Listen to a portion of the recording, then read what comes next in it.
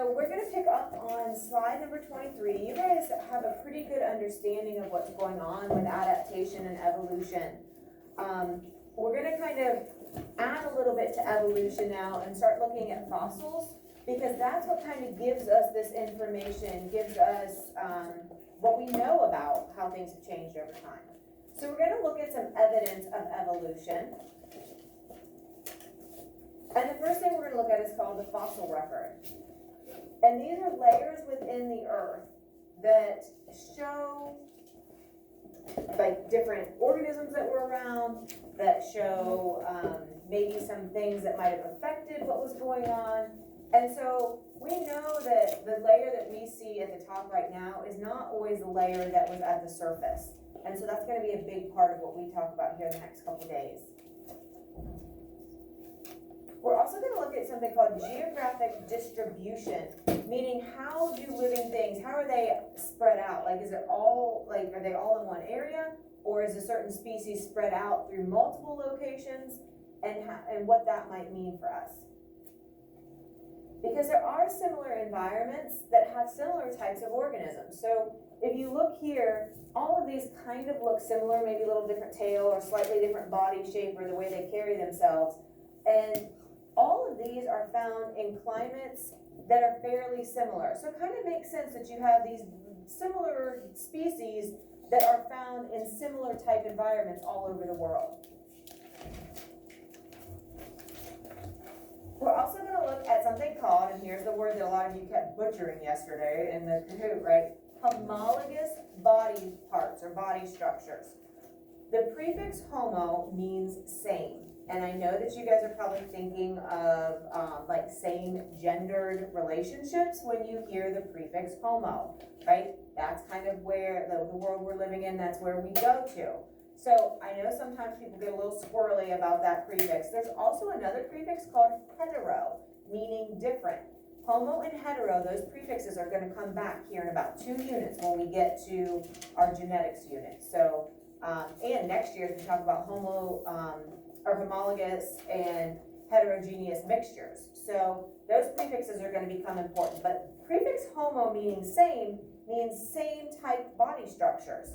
And so what this means is if you have like an appendage, and then there's another organism that has a similar type appendage, that means similar type body structures, or maybe tails that are similar, or something like that.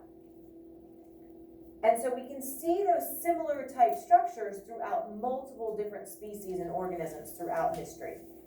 And here's a picture. So here's the human, cat, whale, and bat. Big bone, 2 smaller bones, and then you have kind of like the phalanges or the multiple smaller bones coming off. Now obviously the length and the dimensions of these bones are very different. But if you look at the purple, the blue and the green, the blue and the green, the blue and the green, the blue and the green, the yellow, right? They all have similarities, even though maybe the size and shape of those actual bones and even function might be different, right? So homologous body structures. Similarities in early development, and this usually freaks people out a little bit.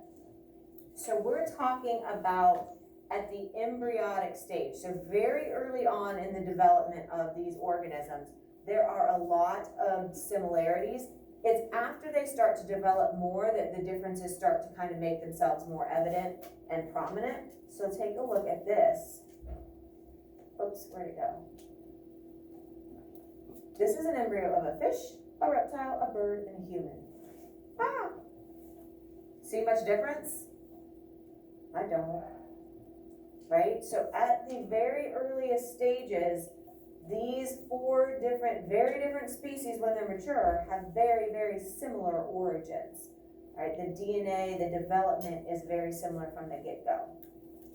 And then we change.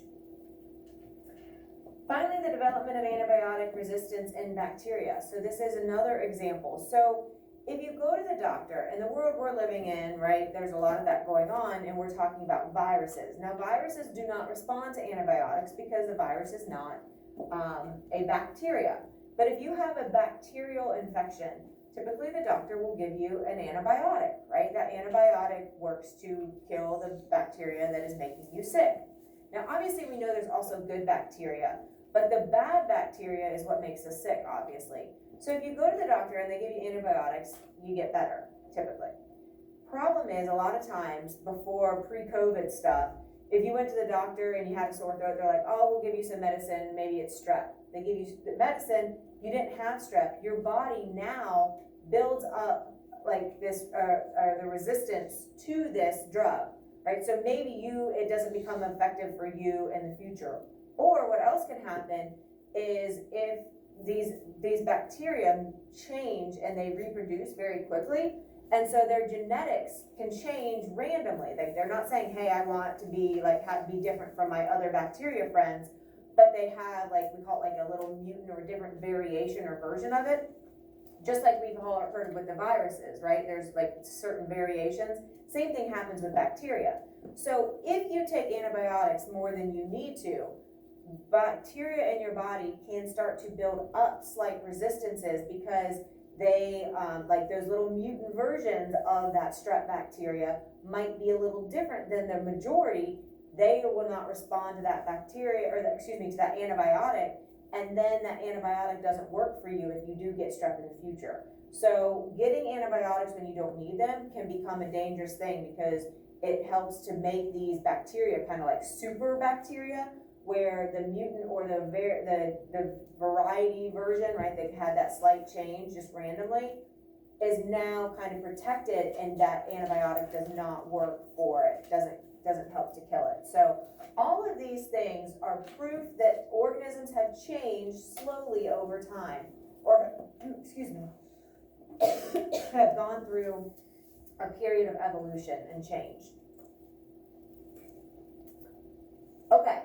And so the fossil record most definitely supports this. All right, so fossils are the remains or the imprints or traces of once living organisms. That is not new information, right? Probably all familiar with that. But this fossil record actually documents the variation that the species has gone through.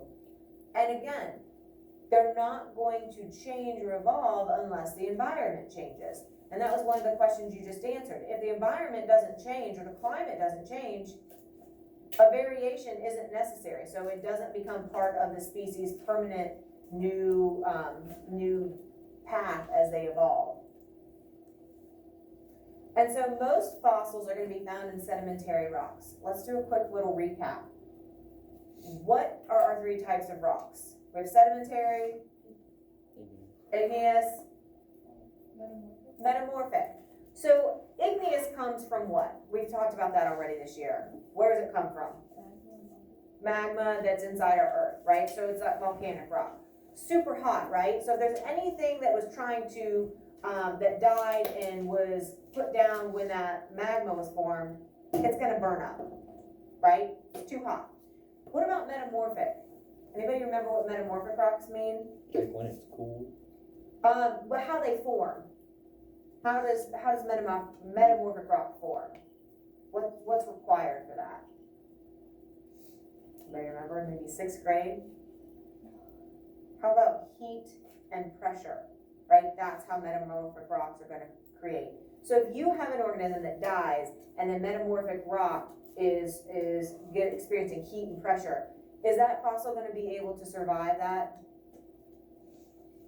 Probably going to get crunched up with pressure or burn up if it's heat. So sedimentary rock. Think about sediments that got transported through weathering and erosion. They get set down. We get more layers, and then we get more layers, and then we get more layers and more layers. So sedimentary rock are these layers of rock. And so if you have a fossil that's just getting buried and buried and buried, it has a better chance of surviving than a bunch of heat or pressure through igneous or metamorphic rock formation. So these are formed when layers of sand, silt, clay, and mud are layered together, and then they kind of get compacted and hardened. Sedimentary rock are formed from sediment. This is where the name comes from. And so, metamorphic is heat and pressure, igneous is born from that magma, and so we kind of, spoiler alert, because we're short on time.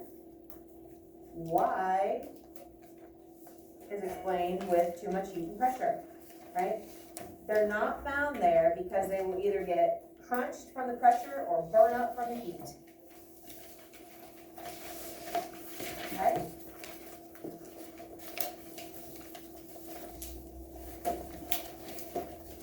All right. We will pick up there tomorrow, so kind of keep that in mind. A couple of you still need to work on the blizzard bag, Camden, Adriana, and Park right out here, so thank you for that.